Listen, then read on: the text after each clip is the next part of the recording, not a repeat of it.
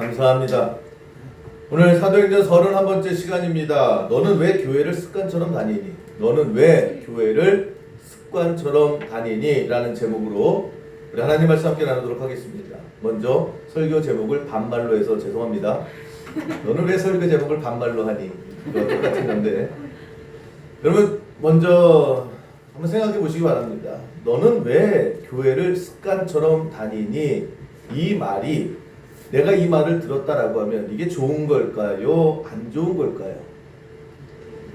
누가 저에게 부영준 목사 너는 왜 교회를 습관처럼 다녀? 라고 하는 말을 들었을 때에 목사인 제가 그 말을 듣고 좋아해야 할까요? 반성해야 될까요? 그렇게 틀려주셔서 감사합니다. 오늘 그 문제에 대해서 우리가 한번 곰곰이 생각해 보려고 합니다. 도대체 내가 교회를 습관처럼 다니는 게 좋은 걸까? 나쁜 걸까? 여러분 오늘 그 고넬료와 베드로가 만났습니다. 이 고넬료와 베드로가 만나면서 이제 교회가 기독교가 세계 선교의 시작이 됐죠. 기독교 역사에 있어서 굉장히 큰 사건입니다. 그런데 이 고넬료와 베드로가 만난 것이 우리의 만남은 우연이 아니었다라고 하는 것입니다. 우연처럼 보이죠. 어쩌다 만난 것 같죠. 그러나 반드시 거기에는 하나님의 섭리와 하나님의 역사하심과 하나님의 계획이 있다라고 하는 것입니다. 고넬료가 기도하는 중에 베드로를 찾아가라라고 하는 하나님의 음성을 듣지요. 어디에 가면 베드로가 있다. 그 베드로를 만나라. 베드로도 기도하는 중에 환상을 보는 내용이 오늘 본문 내용입니다. 못 먹는 음식인데 자꾸 먹으래요. 안 먹습니다. 먹으래요. 안 먹습니다. 3번 한 다음에 이제 먹게 되는 그런 환상을 보게 되면서 이제 베드로가 이 안 먹는 음식이 뭐냐면 이방인들이에요. 이방인들을 왜 안 먹어? 왜 안 품어? 라고 하는 거죠. 그러면서 그 환상을 보면서 결국 고넬료와 베드로의 만남이 있었다라고 하는 것입니다. 고넬료도 기도하고 베드로도 기도하고 기도하던 이 두 사람 중에 한 사람은 환상을 보고 한 사람은 음성을 듣고 이 두 사람의 만남을 통해서 기독교 선교의 역사, 복음이 드디어 예루살렘 유대인을 벗어나서 이방 선교의 시작이 되는 어떻게 보면 기독교 역사상 가장 중요한 역사가 일어나게 되는 순간이었다 이렇게 볼 수가 있습니다. 중요한 게 뭐냐? 기도해야 된다는 거예요. 나도 기도하고 너도 기도할 때 이 두 사람의 기도를 통해서 하나님의 주선하심이 있다라고 하는 것입니다. 여러분 배우자를 위해서 결혼 잘하게 해달라고 좋은 사람 만나게 해달라고 뭘 해야 돼요? 스펙 쌓으면 좋죠. 그런 거 아니에요. 기도 먼저 해야 됩니다. 제일 좋은, 제일 행복한, 제일 축복된 결혼은 뭐냐면 기도로 내가 그 사람을 맞이하고 그 사람도 기도하면서 나를 맞이하고 그래서 두 기도하는 사람이 만났을 때 가장 행복하고 가장 복된 가정을 이룰 수 있다라고 하는 것입니다.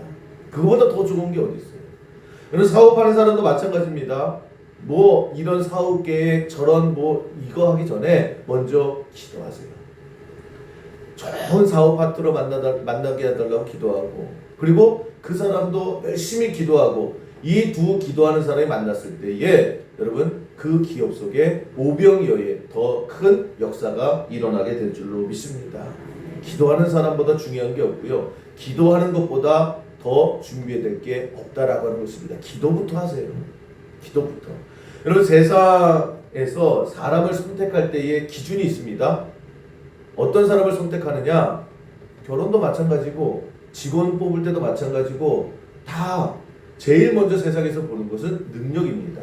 저 사람 능력이 얼마큼인데 저 사람 얼마큼 가지고 있는데 저 사람 할 수 있는 게 얼마큼인데 능력을 봐요. 그래서 능력 있는 사람과 같이 있으려고 하고 능력 있는 사람과 같이 일을 하려고 하고 내가 누구를 일을 시키려고 해요. 누구에게 일을 시킵니까? 능력 있는 사람에게 일을 시켜요.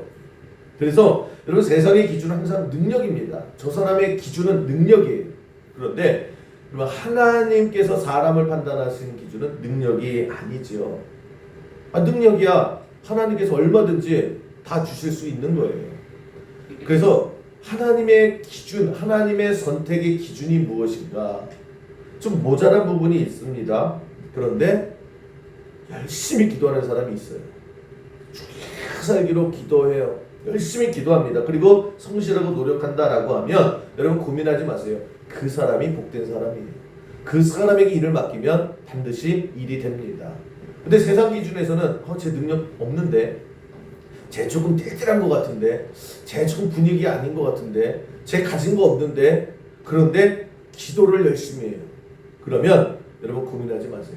그 사람이 복된 사람이다라고 하는 것입니다. 왜 그렇습니까? 기도하는 사람에게 하나님께서 능력을 부어주시기 때문에. 우리 그거 믿는 거예요. 우리가 그렇게 살아가는 겁니다. 내 능력이 없어요. 그러나 내게 능력 주시는 자 안에서 내가 모든 것을 할 수 있습니다. 내가 그렇게 고백하지 않습니까? 하나님, 나 능력 없어요. 그런데 하나님께서 나에게 능력 주실 줄 믿습니다라고 하면서 우리 기도하죠. 마찬가지예요. 저 사람도 모자라요. 저 사람도 능력이 없어 보입니다. 그러나 기도한다라고 하면 여러분 고민하지 마세요. 그 사람 가지고 하나님께서 일하신다라고 하는 것입니다.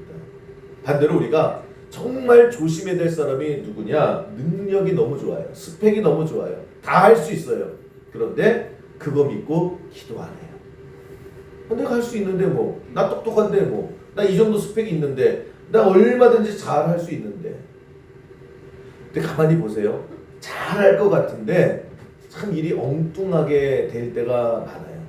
아니 왜 저렇게 똑똑한 사람이, 저렇게 능력 있는 사람이, 저렇게 뭐든지 당연히 할 것 같은 사람인데 엉뚱한 일을 한다니까요. 결과가 엉뚱해요. 왜냐? 하나님과의 뜻하고는 너무 멀리 다른 곳으로 열심히 달려가기 때문이다라고 하는 것입니다.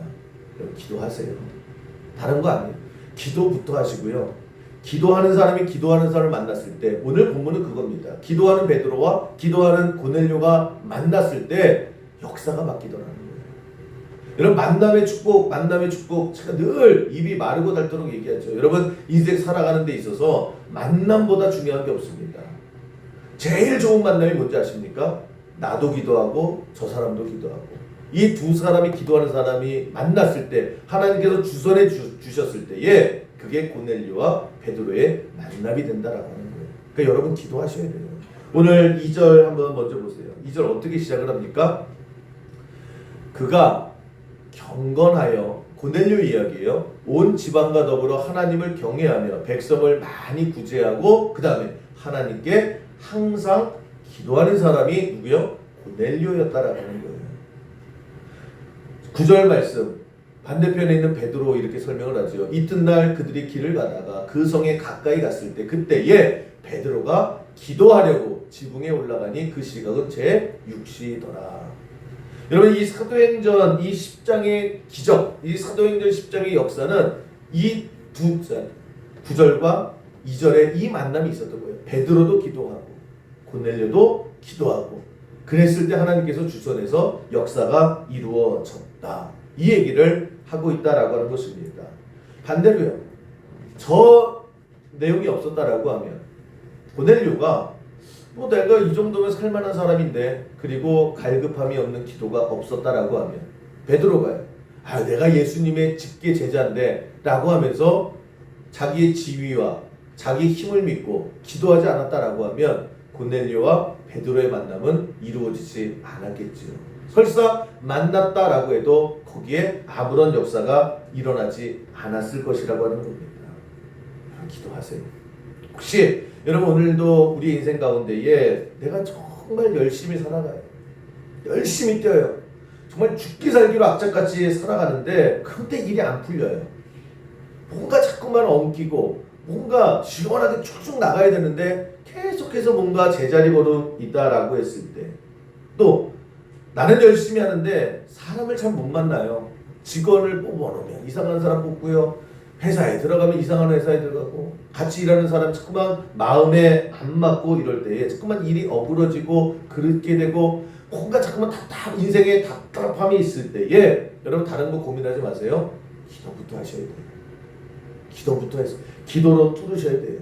그랬을 때 여러분 내가 먼저 기도하고 강력한 그런 성령의 전선이 흐를 때에 그 강한 전선을 통해서 또 다른 전선을 만나게 되고 그 만남을 통해서 하나님께서 반드시 역사에 주실 줄로 믿습니다. 우리 수영교회는 항상 기도를 강조하죠. 기도하셔야 됩니다. 기도하셔야 됩니다. 목사님, 언제까지 얼마큼 기도해야 되는데요? 도대체 얼마만큼이요? 그냥 툭 치면 기도가 나올 만큼, 그냥 습관처럼. 오늘 그 얘기를 하려고 해요. 습관.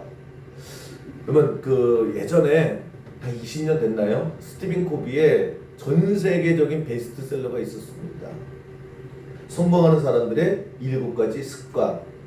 제목 많이 들어보셨죠? 성공하는 사람들의 7가지 습관. 그 스티븐 코비가 전 세계에 성공했다라고 하는 사람의 인생을 쫙 다 분석을 한 거예요. 그랬더니 그 성공한 사람들에게는 7가지의 습관이 있다. 그래서 쭉 썼거든요. 그래서 우리도 이런 습관이 있으면 성공할 수 있다. 뭐 그런 책이고 정말 열풍이었습니다. 근데 제가 아직도 기억하는데 그 책 저도 샀거든요. 책을 딱 제목을 보면서 제목을 여러 가지 눈에 띄는 게 있어요. 성공하는 사람들. 성공이라고 하는 단어에 별로 안 와닿더라고요. 그리고 또 하나는 7가지. 성공하는 사람들 7가지. 7가지든 8가지든 1가지든 그것도 별 관심이 없었어요. 제가 딱 와닿는 것은 뭐냐면 습관이라고 하는 단어. 그게 확 와닿다라고 하는 것입니다. 성공하는 사람에게는 1가지든 5가지든 10가지든 그게 하여튼 몇 가지가 중요한 게 아니라 성공하는 사람들에게는 각자의 습관이 있다. 뭐 전략하는 습관, 일찍 일어나는 습관, 뭐 겸손한 습관. 이게 습관이 뭐예요? 몸에 뱉다라는 거예요. 몸에 뱉은 것을 습관이다 이렇게 얘기를 합니다. 여러분 그래서 우리 저렇게 얘기하잖아요. 습관이란 말을 언제 많이 하느냐? 오늘 설교 제목이 절에서 나온 거예요. 야, 너는 왜 교회를 습관처럼 다녀? 얼핏 보면 저게 나쁜 의미 같지 않습니까? 아, 내가 교회를 진짜 습관처럼 다니나? 그럼 그거 가지고 우리가 고민하게 되죠. 내가 잘못 믿고 있나? 내 신앙이 이상한가? 여러분 이것에 대해서 우리가 분명하게 정의를 내릴 필요가 있다라고 하는 것입니다. 결론부터 얘기하면 수요형교회에서 신앙생활하는 여러분들은 교회를 습관처럼 다니기를 주님의 이름으로 간절히 축원합니다. 저 소리 들어야 돼요. 저 소리 못 들으면 수요형교회에서 신앙생활 잘 못하는 겁니다. 아주 쉽게 설명해 드릴게요. 주일이 됐어요. 눈이 딱 떠졌어요. 그러면 그냥 습관처럼 빨리 씻어야지, 교회 가야지, 옷 입어요, 교회 가야지, 또 늦은 거죠. 밥은 무슨 밥이야, 빨리 교회 가야지. 그냥 저번 주에도 그렇고 요번 주에도 그렇고 다음 주에도 그 주일날 별 생각이 없어요. 그냥 눈 뜨면 그냥 습관처럼 당연히 교회 가게 되는 거. 여러분 이게 좋아요, 나빠요? 이건 좋은 거예요.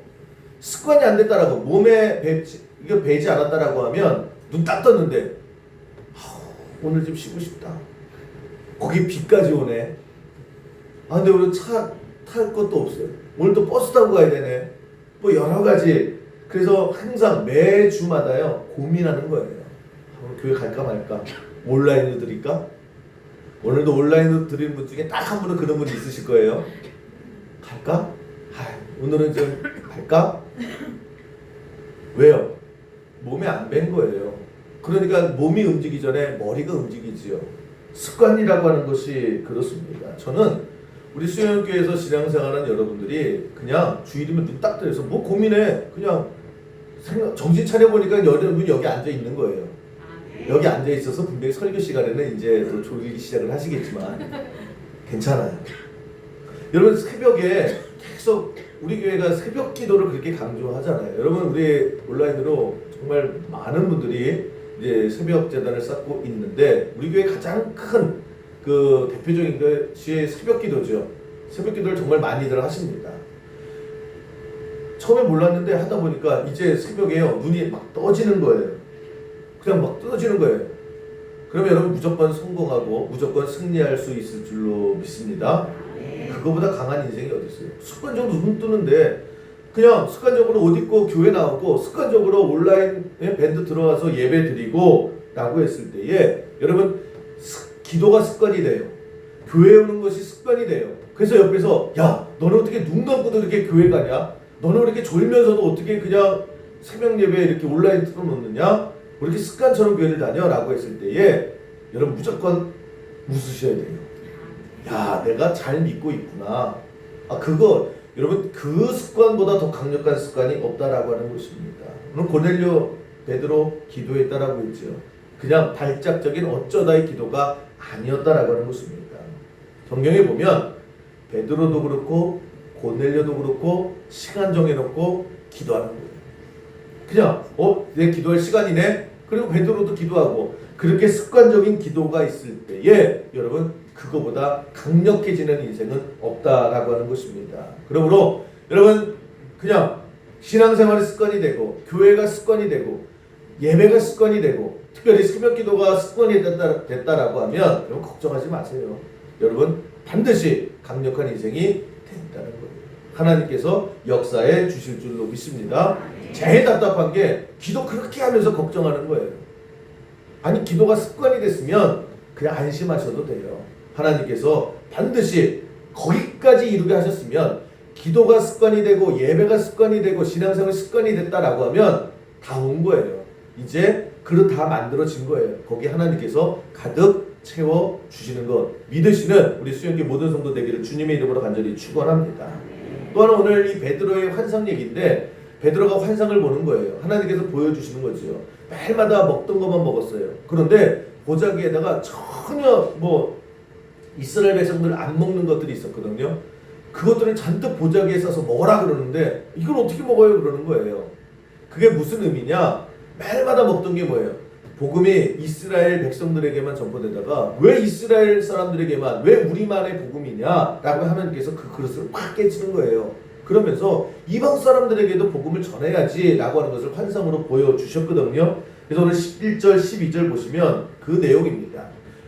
하늘이 열리며 한 그릇이 내려오는 것을 보니 큰 보자기 같고 내 길을 메어 땅에 들이웠더라. 12절 그 안에는 땅에 있는 각종 네 발 가진 짐승과 기는 것과 공중에 나는 것들이 있더라. 저게 뭐냐면 당시에 이스라엘 사람들이 먹지 않는 부정하다라고 하면서 안 먹었던 그런 음식을 딱 보여주면서 보자기 싸면서 이거 먹어 그런 거예요. 그러니까 베드로가 그걸 왜 먹어요 그런 거죠. 하나님께서 주시는 메시지가 뭐냐? 아니 이스라엘 사람들이요 이방 사람들에게 복음을 왜 전해 거기를 저 사람들을 왜 하나님 말씀을 왜 저 사람들에게 전해? 라고 하면서 방어했죠. 그거를 깨라는 거예요. 그런데 오늘 눈여겨봐야 될 게 뭐냐면 하나님께서 왜 굳이 많은 환상 중에서 먹을 것을 이거 먹어봐 이거 왜 환상을 보여주셨느냐? 그 시기가 뭐냐? 오늘 10절 이렇게 시작을 합니다. 그가 시장하여 먹고자 하며 사람들이 준비할 때에 황홀한 중에 무슨 말이에요? 베드로가 배고픈 걸 못 참는 사람 있죠. 아니 정말 인격적으로 훌륭한 사람이들도요. 밥이 준비 안 되고 배고프면 그렇게 짜증을 내는 사람이 있어요. 그거 그냥 몸이 그렇게 타오르는 사람이 있거든요. 아마 베드로가 그랬던 것 같습니다. 그러니까 사람들이 야 베드로 또 배고픈가 봐. 또 난리치겠다. 그러면서 막 준비하고 베드로는 배고프다 안절부절할 그때에 먹는 환상을 보여주셨다라는 거예요. 이게 왜 기가 막힌 환상이었느냐? 베드로가요 너무 배고프니까 시장하니까 안 먹고 못 먹는 게 어디 있어요? 그냥 다 못 먹어요 그러다가 또 배부르구나 그러니까 그냥 그런 게 어디 있어요? 그러면서 그냥 다 먹게 되는 그런 환상을 보여주셨다라고 하는 것입니다. 배고픔이요. 배고픔. 하나님께서 우리에게 이 배고픔을 주신다라고 하는 거예요. 배고픔. 베드로가 그때 배가 불렀다라고 하면 그 환상을 봐도요 별로 와닿는 게 없었을 거예요. 배고프게 하신 다음에 그 배고픔의 환상을 보여줬을 때에 그것이 베드로에게 영향력이 있었다라고 하는 것입니다. 여러분 배고프면요 정말 배고프면 이것저것 가립니까? 나는 평소에 햄버거 안 먹어. 나 평소에 야채 안 먹어. 나 평소에 삼겹살 안 먹어. 며칠 굶어보세요. 그런 거 따져요? 눈 그냥 돌아가서 그냥 막 아무거나 일단 먹지요. 그렇게 됩니다. 모르겠으면 여러분 지금부터 한번 굶어보세요. 한 3일만 한번 굶어보시면요. 못 먹는 게 어디 있어요. 죽겠는데 다 먹어요. 다. 그 굶주림이라고 하는 거, 배고픔이라고 하는 것이 그런 차이가 있다라고 하는 것입니다. 그러면 외국 같은 데 가보면 그 음식 안 맞아서 못 먹겠어 라고 하는 사람들이 굉장히 많거든요. 진짜 안 맞아요. 물도 안 맞고 그 음식도 되게 안 맞아요. 그런데 정말 버티거든요. 하루 이틀은 냄새도 싫고 나 안 먹어 막 이래요. 근데 한국 마트가 없는 이런 데 가보면요, 그냥 현지 음식만 파는 데 만약에 갔다라고 하면 3일 못 버텨요. 3일 못 버티고 다 먹어요. 3일 지나면 없어서 못 먹어요. 제가 그랬거든요. 제가 웬만한 음식 잘 먹지 않습니까? 제가 음식 가리지 않고 정말 남이 해주는 음식은 너무 다 맛있어요. 그러니까 제가 제일 좋아하는 건 남이 사주는 음식, 남이 해주는 음식. 근데 가정주부의 그런 피가 흐르는 것 같은데, 우리 집사님 권사님들 만나면 식사 같이 하면은 그렇게 맛있게 다들 드세요. 남이 해주는 거니까. 그리고 제가 사주는 거니까. 그러니까 제가 예전에 중국에 갔잖아요. 중국에 이제 일주일 갔었는데, 저도 몰랐어요. 이 중국 음식하고 저하고 안 맞더라고요. 근데 한국 음식도 없어요. 뭐 시골 같은 데 갔는데 한국 음식도 없고 김치도 없고 그러는데 제일 이렇게 기름기가 너무 많아요. 제가 생각했어요. 아니 삼겹살도 구면 제가 기름만 먹거든요. 비계만 먹는 사람인데 그 중국의 기름기는 감당이 안 되더라고요. 거기다가 향신료는 또 왜 이렇게 막 부어요? 확 붓고요. 정말 싫어서 제가 안 먹었어요. 그러니까 구영준 목사가 안 먹을 정도라고 하면 여러분 중국 현지 음식은 대단히 그렇거든요. 보기도 좀 이상해요. 막 이렇게 뭐 눈알이 막 떠 있는 것 같고 막. 그래서 안 먹었는데 한 3일을 못 버텼어요. 안 되겠더라고요. 그래서 다 먹었어요. 향신료 냄새도 안 나요. 기름기가 그냥 무조건 막 넣었어요. 제가 그 기억이 너무 강했단 말이에요. 지금 다시 제가 그 음식을 주면 먹어야 안 먹어요? 쳐다도 안 봐요. 왜요? 먹을 게 많으니까. 배 안 고프니까. 그래서 여러분 제가 마라탕 별로 안 좋아해요. 마라탕 냄새만 나면 그때 중국에서 그 음식들 냄새가 나는 것 같아서. 마라탕, 뭐 허거, 뭐 이런 것들 있죠. 향신료 많이 들어가는 거. 지금은 저도 안 먹어요. 왜냐? 배가 안 고파요. 먹을 게 너무 많아요. 그런데 저 어디 외딴 손에 넣고 한 3일만 더 저 굶겨보세요. 마라탕이 웬 말이냐, 뭐 그냥 국물 하나하나 다 먹을 거예요. 배고프면 그렇게 됩니다. 배고프면. 하나님께서 우리를 왜 배고프게 하시고 하나님께서 왜 우리를 갈증나게 하시는가? 이것저것 따지지 못하게 하시려고. 갈급함 속에요. 눈에 뵈는 거 없어요. 닥치는 대로 하는 그런 뜨거움이 되살아나는 게 언제냐? 오늘 베드로가 그랬거든. 너무 배고픈데 배고픈 환상을 보여주시는 거예요. 그러니까 깨닫게 되더라는 거예요. 그리고 예루살렘 교회가 쫙 올라가다가 뜨거웠다가 갑자기 점점 약해지기 시작을 했습니다. 왜 그랬을까? 교회에 어려움이 없기 시작을 해요. 사람들이 모여서 함께 찬양하고 또 재정도 많아지고 사람도 불고 그러면서요. 갈급함이 없어요. 어려움이 없어요. 뭐 하나 부족한 것이 없어요.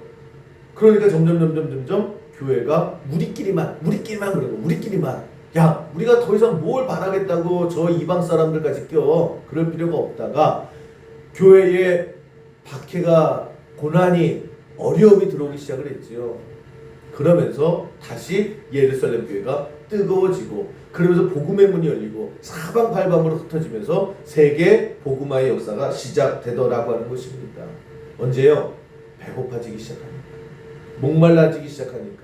열악한 환경에 처하게 되니까 이것저것 가릴 게 어디 있는 거예요. 정신없이 뛰어나가는 그런 역사가 일어나게 되더라고 하는 것입니다. 그러면 여러분 오늘도 유난히 배고픈 시절을 보내고 있는 이 시점이 내 인생의 배고픔의 시절이 있을 거예요. 어떤 분에게 정말 마음에 채워지지 않는 갈증이 있고 배고픔이 있고 여러 가지 어려움이 있는 분이 있다라고 하면 여러분 성경은 불평하지 마. 원망하지 마. 왜 그래요? 남이 속도 모르고 내가 지금 배고픈데 내가 지금 어려운데 내가 힘든데 왜 불평하지 말라고 해요? 왜 불만 갖지 말라고 하시느냐? 거기에 하나님의 분명한 뜻이 있지요. 그 배고픔 속에 여러분 우리의 영의 문이 떠지게 되는 거예요. 귀가 열리게 되는 거예요. 이것저것 막 가리고 편식하던 우리가 이제는 하나님 말씀이다라고 하면 무조건 찾는 그런 갈급함의 시간이 있다라고 하는 것입니다. 예전에 제가 되게 친하게 지내던 어느 목사님이 계셨는데 이 목사님은요 부산 사람이에요. 부산 사람이라 그러는지 부산 사람인지 서울 와서 살다가 겨울만 되면 덜덜덜 떠는 거예요. 겨울만 되면 체질적으로 아예 겨울을 못 견디더라고요. 그래서 영하 1도다라고 하면요 아예 집을 못 나와요. 신기하죠? 그럼 뭐 매일마다 감기 달고 살고. 근데 이분이 어떻게 해서 캐나다로 목회를 나갔습니다. 근데 캐나다가 코벡 쪽은 굉장히 춥거든요. 우리나라 겨울하고는 상상할 수도 없는 그런 거기로 갔어요 목회를. 그러니까 매일마다 뭐 연락 오는 게 이러다가 얼어 죽겠다고. 성경에 순교당한 사람 중에 얼어 죽어서 순교당한 사람이 있냐고. 맨날 춥다고 타령했거든요. 근데 어떻게 해요? 거기서 목회하면 신방해야 되고 뭐 그렇게 했거든요. 그분이 한 10년 정도 있었는데 그리고 이제 한국에 왔어요. 겨울에 왔어요. 반팔 입고 다녀요. 뭘 춥다고. 여기 한국 사람들 신기해. 사람이 그렇게 간사한 거예요. 영하 1도만 돼도 그냥 중내상 내던 사람이요. 그때 영하 우리나라 뭐 10도 정도 되면 우리는 뭐 벌벌 떨거든요. 뭐 방송 나와요. 뭐 수도꼭지 틀어놓으세요. 그런데 정말 파카 안에다 반팔 입고 다녀요. 이것도 겨울이냐고. 왜요? 그 추위를 10년 동안 겪어보니까 사람이 강해지더라는 거예요. 여러분 우리 고난 가운데 있는 성도들 계시다라고 하면 여러분 이 배고픔이 여러분들 식욕을 왕성하게 할 거예요. 깔짝깔짝거리던 인생이 여러분 정말 다 덥석덥석무는 조금 더 깊어지고 좀 더 커지는 그런 하나님의 기회고 하나님의 일하심의 역사가 반드시 임하게 될 줄로 믿습니다. 오늘 14절 보세요.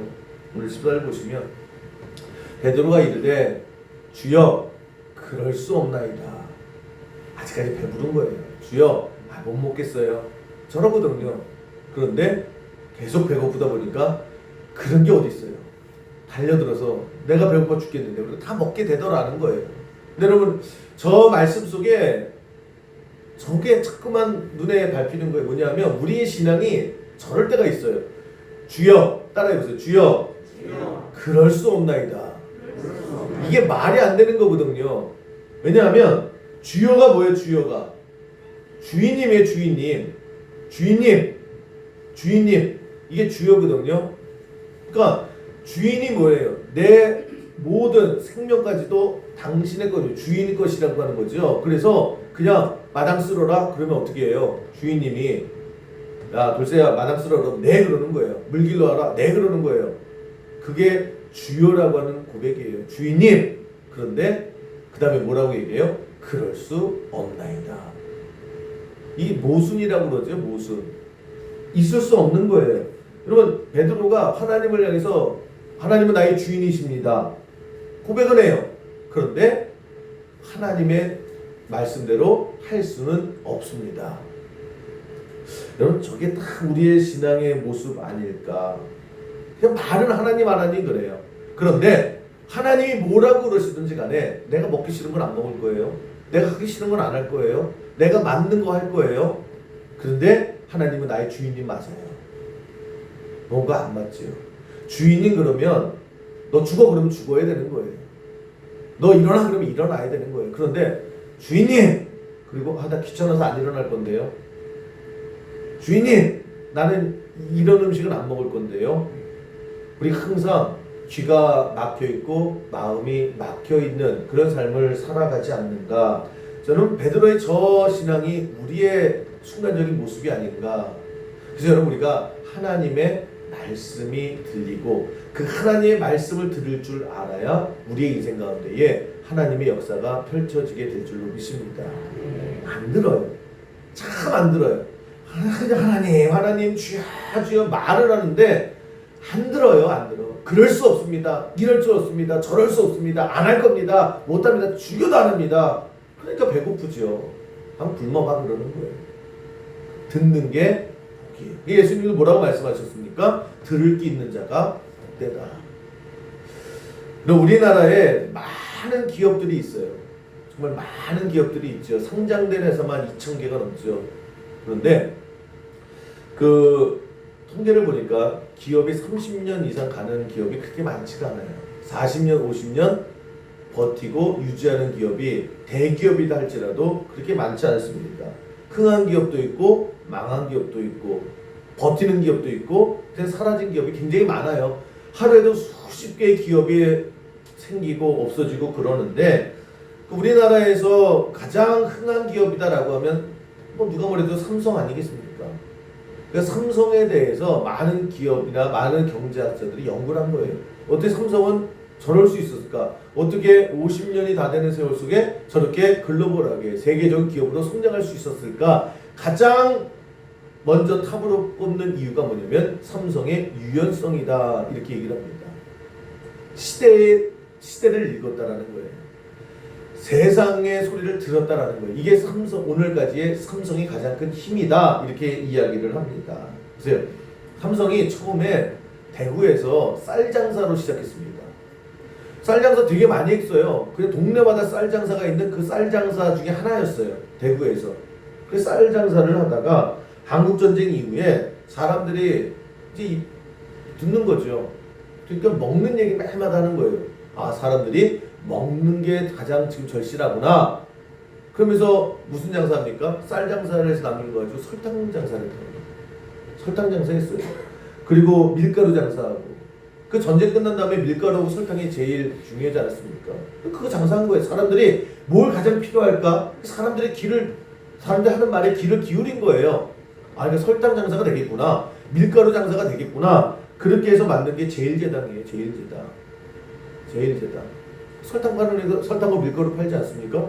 그러니까 사람들이 필요한 거 많이 팔다가 그 다음에 먹는 게 해결되니까 사람들이 뭐라고 하나 또 들어봤더니요. 이제는 먹다 보니까 입는 거에 신경을 쓰더라는 거예요. 아, 사람들이 또 입는 거 필요하구나. 그래서 옷 만들었다고요. 그게 제일모직이에요. 제일모직에서 또 돈 많이 벌지 않았습니까? 그래서 사람이 먹고 입는 거 그 다음에는 이제 공업제품 쓰는구나. 그래서 삼성중공업을 만들었다고요.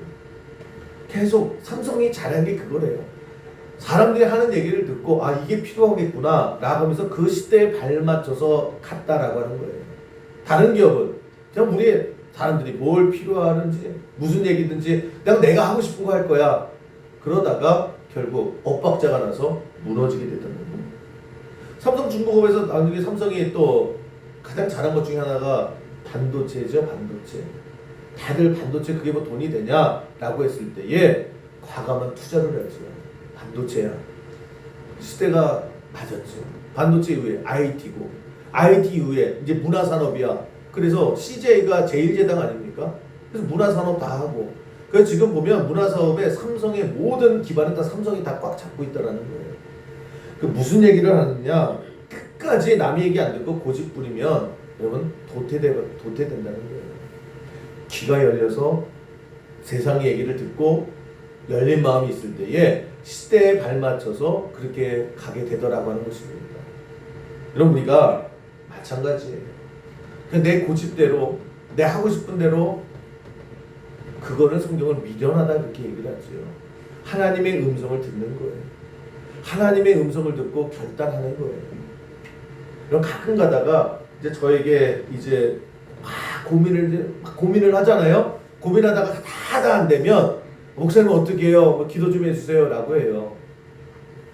그럼 그 발걸음이 못된 거예요.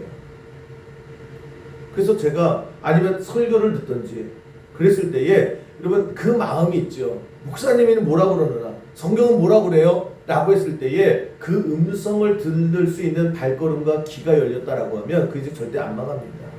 근데 끝까지 그냥 내 고집 부려요. 귀 막아요. 눈 막아요. 그랬을 때에 여러분 다 무너지더라고 하는 것입니다. 오늘 사도행전 10장 44절 이렇게 설명을 하지요. 베드로가 이르되 주여 44절에 44절 없나요? 네. 베드로가 이 말을 할 때에 성령이 말씀 듣는 모든 사람에게 내려오더라. 말씀 듣는 모든 사람에게 성령이 내려오더라는 거예요. 언제요? 하나님의 말씀을 들을 때.